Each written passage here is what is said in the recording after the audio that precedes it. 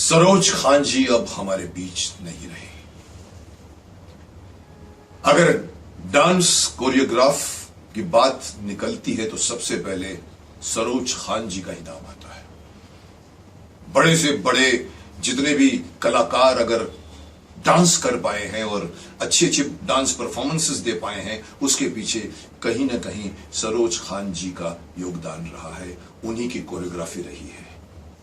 भगवान उनकी आत्मा को शांति दे। मैं ये कहूंगा कि डांस मास्टर से ज्यादा अच्छे इंसान थी वो, अच्छी इंसान थी वो, इंसानियत थी उनमें। मैंने उनके साथ में महाभारत के पहले, जो मैं कई बार कह चुका हूं 15 फिल्में की हैं, उसमें से कई फिल्मों के डांस कोरियोग्राफ मैंने सरोज जी के साथ काम किया है। सरोज जी उस वक्त भी नई थी, बहुत इतनी बड़ी स्टार भी नहीं हुई थी, लेकिन थी स्टार। और मुझे याद है कि मैं उनसे एक बार मैंने उनसे कहा था कि सरोज जी, वो शायद राजश्री की दर्द दिल फिल्म थी शायद, मैंने कहा रिहर्सल नहीं की मैंने सरोज जी। बोला छोड़ो मुकेश, तुम्हें रिहर्सल की कोई जरूरत नहीं, तुम कॉन्फिडेंस से कोई भी मूवमेंट कर लो, अच्छा लगेगा, वो अच्छा लगता है वो। तो मुझे वो कॉन्फिडेंस अगर डाला है तो सरोज खान जी ने डाला है कि, और मैं कहना भी चाहूंगा कि हम सभी जो एक्टर्स हैं, जो डांस की कोशिश करते हैं, डांस सीखते हैं और दुनिया भर के डांस सीखते हैं, मैं कहता हूं कि एक्टिंग करना इनफ है।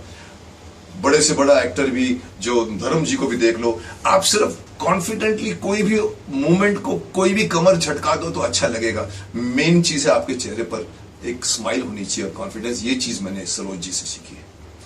मैं उनसे एक और जगह पर मेरा टकराव उनसे हुआ था कि मैं एक बार अब्रॉड से लौट रहा था, शायद लंदन से लौट रहा था। एयरपोर्ट जब मैं बाहर निकलने लगा, सडनली मुझे रियलाइज हुआ कि मैंने पर्स में रुपीज नहीं रखे हुए थे और मुझे टैक्सी पकड़नी थी। मैं बात कर रहा हूँ शायद 20-30 साल पहले की बात, जब महाभारत चलती थी या उसके बाद की बात। तो उस वक्त मुझे लगा सडनली कि अभी प्रॉब्लम, मैंने बैग में रख दिए थे वो। तो अचानक मैंने कहा अभी बैग खोलो, निकालो, ढूंढो। सामने से मैंने सरोज खान जी को आते हुए देखा, वो भी किसी टूर से आ रही थी वापस। और मैंने कहा चलो पूछ ही लेता हूँ। मैंने कहा सरोज जी ऐसी प्रॉब्लम है, मेरे पैसे अंदर पड़े। अरे क्या बात करते हो तुम। अंदर से फटाफट पर्स खोला और मुझे 800 रुपए शायद उन्होंने दिए होंगे और उन्होंने दे दिए। मैंने कहा चलो थैंक्स, और फिर मैं टैक्सी पकड़ के आ गया।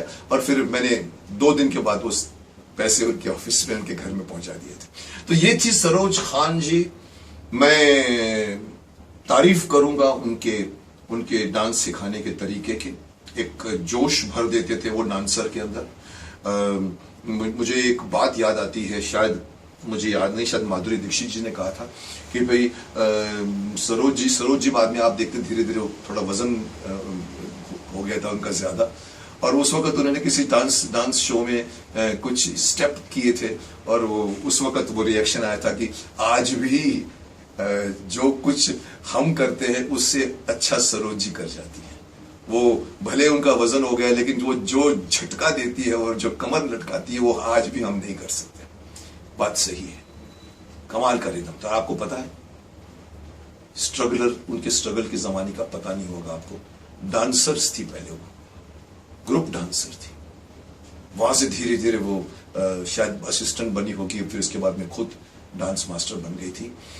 बहुत ही अच्छी तबीयत के इंसान थी, बहुत ही अच्छी इंसान थी। मुझे एक और बात सरोज खान जी के मुंह से मैं अपनी श्रद्धांजलि में बताना जरूर समझूंगा कि मुझे याद है कि एक बार उन्होंने मुझे कहा था, हम लोग डिस्कस कर रहे थे, बोला पुरानी फिल्म में मधुमती की बात निकली, शायद वैजयंती माला की बात निकली।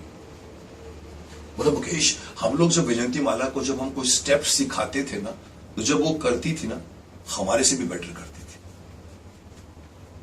ये बात उन्होंने कही और मैं जानता हूं कि वैजयंती माला जी अपने जमाने में बहुत बड़ी डांसर थी। पर उनका ये कहना खुद का, सरोज जी का, उनके बड़प्पन दिखाता है। और वो उन्होंने ये कबूल किया कि जो कुछ मैं सिखाती हूँ वैजयंती माला मुझसे बेटर किया करती थी। तो ये दुखद घटना है, उन्हें और जीना चाहिए था। उनकी उपलब्धि को कोई क्रॉस नहीं कर पाएगा, क्योंकि आपको पता होना चाहिए कि शायद सबसे ज्यादा Filmfare awards Saroj Khan ji को मिले हैं, सबसे ज्यादा इनफैक्ट मुझे याद है बीच में इसका इनका स्टेटमेंट आया था, अरे भाई अभी आप किसी इस साल किसी और को दो ना, बार बार मुझे देते जा रहे हैं। तो ये थी क्योंकि उनके हर डांस कोई ना कोई गाना हिट हो जाता था किसी न किसी फिल्म का। सो भगवान उनकी आत्मा को शांति दे। मुझे समझ में नहीं आ रहा कि ऊपर वाला हमारे इंडस्ट्री में से एक एक करके सब टैलेंटेड लोगों को धीरे धीरे क्यों बुला रहा है। खैर प्रकृति है, हर इंसान को इस जिंदगी में आना पड़ता है तो जाना भी पड़ता है। अगर आपकी जन्म फिक्स है तो आपकी मृत्यु भी फिक्स होती है। ये हमारी आत्मा है जो अलग अलग शरीर को धारण करके अलग अलग जन्म को एंजॉय करती है। सो भगवान की आत्मा को शांति